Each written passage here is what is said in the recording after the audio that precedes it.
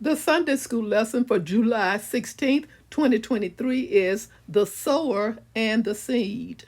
Matthew chapter 13, verses 1 through 9, and verses 18 through 23. Welcome to my channel, The Backstory. I am Audrey. If you are new here, on this channel you will become acquainted with the events that take place before each Sunday school lesson. The agenda is as follows. I will share the backstory, read the lesson text, and offer a brief lesson summary. If you've not already done so, please subscribe at this point so that my channel will continue to grow one subscriber and one viewer at a time. Thank you so much in advance for your support. The backstory. Let's begin. At this point, the Pharisees went out and plotted how they might kill Jesus. Aware of this, Jesus withdrew from that place. A large crowd followed him, and he healed all who were ill. He warned them not to tell others about him.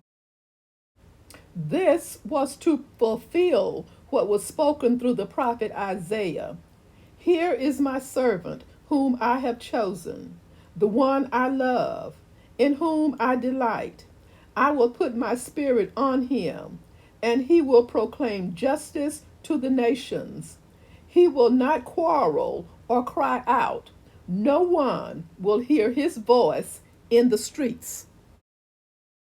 An explanation of God's chosen servant is continued. A bruised reed he will not break, and a smoldering wick he will not snuff out, till he has brought justice through to victory. In his name the nations will put their hope. Verse 1. That same day Jesus went out of the house and sat by the lake.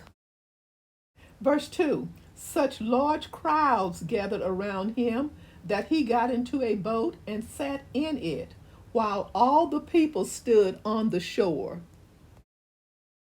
Verse 3. Then he told them many things in parables, saying, a farmer went out to sow his seed.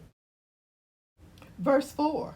As he was scattering the seed, some fell along the path, and the birds came and ate it up. Verse 5. Some fell on rocky places, where it did not have much soil. It sprang up quickly, because the soil was shallow. Verse 6. But when the sun came up, the plants were scorched, and they withered, because they had no root. Verse 7. Other seed fell among thorns, which grew up and choked the plants.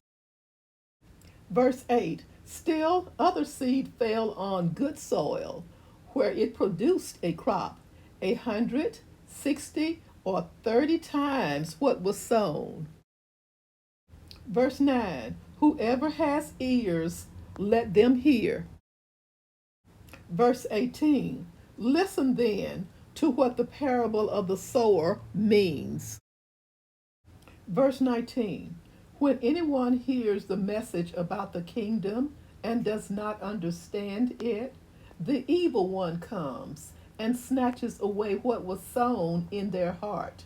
This is the seed sown along the path. Verse 20. The seed falling on rocky ground refers to someone who hears the word and at once receives it with joy. Verse 21. But since they have no root, they last only a short time. When trouble or persecution comes because of the word, they quickly fall away. Verse 22. The seed falling among the thorns refers to someone who hears the word, but the worries of this life and the deceitfulness of wealth choke the word, making it unfruitful. Verse 23. But the seed falling on good soil refers to someone who hears the word and understands it.